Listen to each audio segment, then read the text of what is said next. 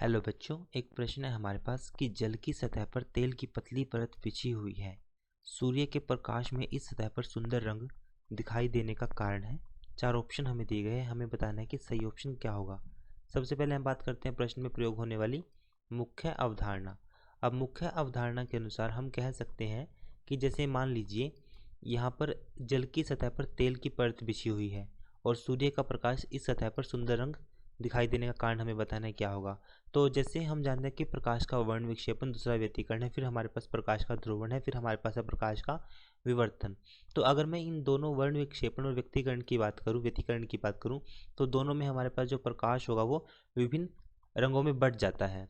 लेकिन वर्ण विक्षेपण में जो हमारे पास मेनली जो हम प्रयोग करते हैं वो श्वेत रंग होगा। जैसे कि श्वेत रंग किसी प्रिज्म में से एक श्वेत रंग जाएगा तो वो 7 अलग अलग रंगों में विभाजित हो जाएगा।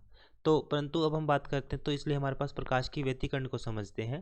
प्रकाश की व्यतिकरण को परिभाषित हम कर सकते हैं कि जब दो या दो से अधिक समान आवृत्ति व समान तरंग लंबाई की तरंगे एक साथ एक ही दिशा में संचरित होती हुई, हमारे पास यहाँ पर कहने का अभिप्राय ये है कि समान आवृत्ति व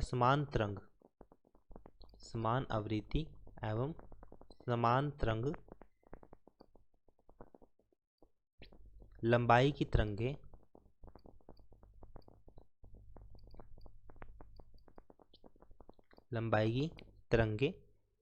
एक साथ एक ही दिशा में संचरित होती हुई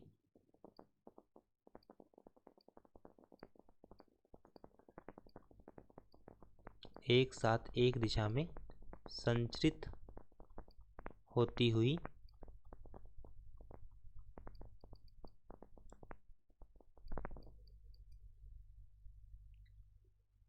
माध्यम में किसी क्षेत्र में अध्यारोपित होती है। माध्यम में किसी क्षेत्र में किसी दिशा में अध्यारोपित होती है।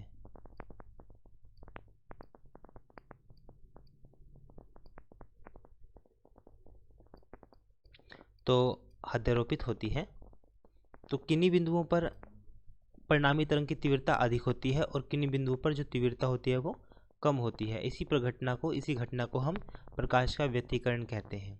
इसी घटना को हम प्रकाश का व्यतिकरण कहते हैं। तो ये हमारे पास है व्यतिकरण। अब व्यतिकरण में हम कह सकते हैं कि जैसे प्रश्न में पूछा गया है कि जल की सतह पर तेल की परत बिछी हुई है। मान लीजिए हमारे पास ये जल है। अब जल की सतह पर एक तेल की परत बिछी हुई है। मान लीजिए ये हमारे पास तेल की परत है।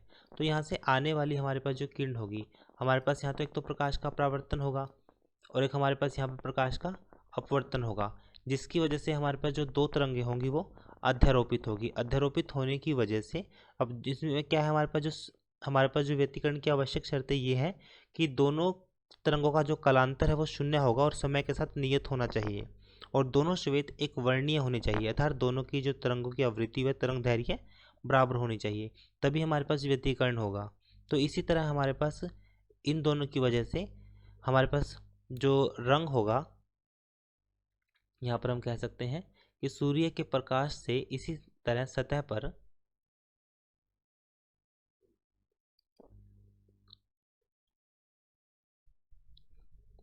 तो यहाँ पर हम कहेंगे कि जैसे जो परत है हमारे पास परतों की, अब प्रश्न के हल पर चलते हैं। परतों के ऊपरी व निचले पृष्ठों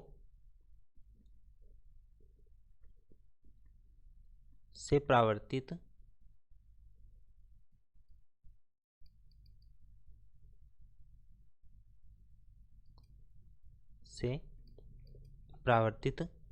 सूर्य की प्रकाश तरंगों में व्यतिकरण के कारण दिखाई देते हैं।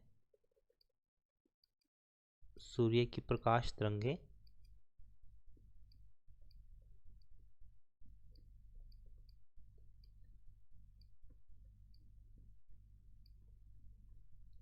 व्यतिकरण के कारण दिखाई देती है।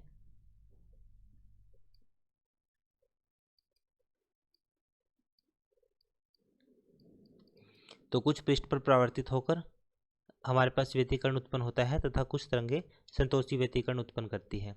तो ये हमारे पास प्रश्न का हल है। तो व्यतिकरण इसका उत्तर होगा, जो कि प्रश्न का ऑप्शन होगा बी। आशा करता हूँ कि प्रश्न का हल आपको समझ में आया होगा।